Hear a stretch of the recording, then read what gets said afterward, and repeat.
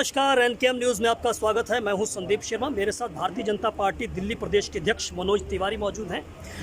हमने कोरोना काल के अंदर दिल्ली से जो मज़दूरों का पलायन का मंजर देखा और शायद देश भर से मज़दूरों ने पलायन किया, लेकिन सबसे शुरुआत अगर कहीं हुई तो वो देश की राजधानी दिल्ली से।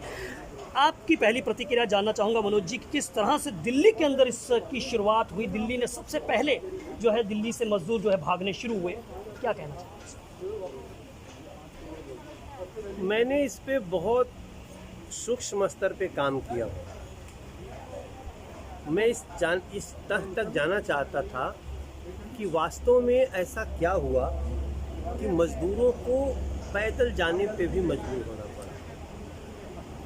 फिर उसमें एक लाइन सबके तरफ से आई कि हमें खाने को नहीं मिला, हम भूखे थे, प्यासे थे, इसलिए हम निकल पड़े, हम मर जाते।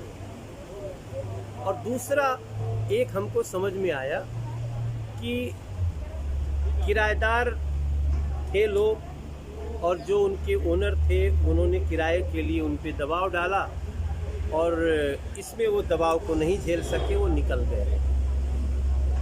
अब इन सारी चीज़ों में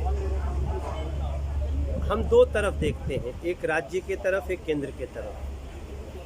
केंद्र ने समस्या की जड़ को समझते हुए, गंभीरता समझते हुए कहा आप जहां हैं वहीं रहें, फ्री ऑफ कॉस्ट राशन दे दिया, चावल, गेहूं, आटा तक चावल, गेहूं और चक्की खुलवा दिया लॉकडाउन में भी कि चक्की खुली रहे और दाल भी देने का काम किया।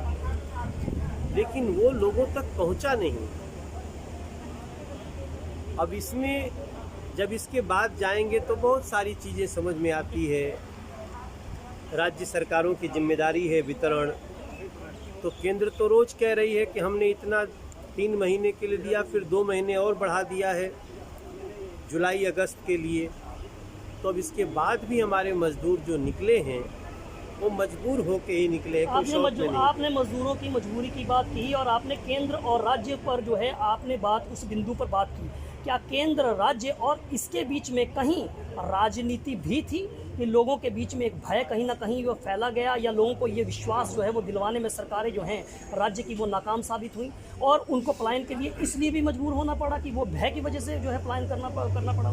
देखिए, केंद्र का तो इसमें कुछ भी राजनीति होगी तो केंद्र का तो नुकसान ही नुकसान है। नहीं, ठीक, मैं राज्य सरकार पर, हाँ, इसलिए हम वो बात बोल रहे हैं कि केंद्र कोई राजनीति क्यों करेगा, क्योंकि केंद्र में मोदी सरकार है। तो हम मोदी सरकार केंद्र में है तो फिर हमारी तो कुछ भी गड़बड़ी होगी तो हमारे ऊपर आएगी।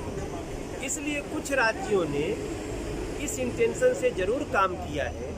अब दिल्ली को ले लीजिए, महाराष्ट्र को ले लीजिए, झारखंड को लीजिए, बंगाल को लीजिए, तो इन लोगों ने राजनीतिक उद्देश्य से कहीं राशन नहीं पहुंचने दिया, कहीं फर्जी यू कूपन बांटे और लोगों का उस समय में जब वो घबराहट में थे तो उनको गांव जाने के लिए प्रवोक किया। एक बात बताइए, दिल्ली के विकास के अंदर जो है मजदूरों का बहुत बड़ा योगदान रहता है, सरकार बनाने में भी उनका बहुत बड़ा योगदान रहता है, लेकिन आज जब संकट की घड़ी आई तो दिल्ली के मजदूरों को दिल्ली को छोड़ना पड़ा। अब योगी आदित्यनाथ जी ने भी जो है वो एक कड़ा रवैया जो है फैसला लिया है। उन्होंने कहा कि कोई भी राज्य जो है वो अगर चाहता है हमारी लेबर तो उन्हें हमारी इजाज़त लेनी पड़ेगी। इस पर भी जो है वो हमने देखा है कि राजनीतिक हलकों से काफ़ी विरोध जो है वो इसका सुनने को मिला है। इस पर क्या कहना चाहिए? इसमें जो 2 शब्द आपने प्रयोग किया ना, कड़ा रवैया और इजाज़त लेनी पड़ेगी, ये दोनों शब्द ठीक नहीं जी।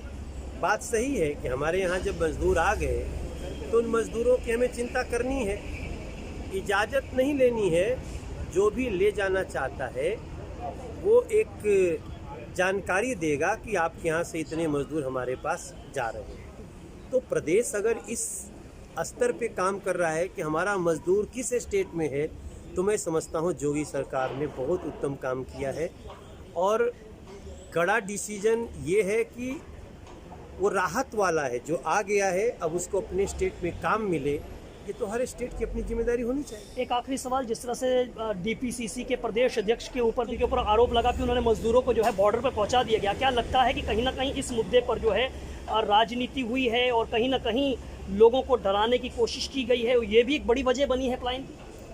हाँ, उसमें प्रोवोक किया गया है, डराया गया है और बाद में राजनीति हुई है।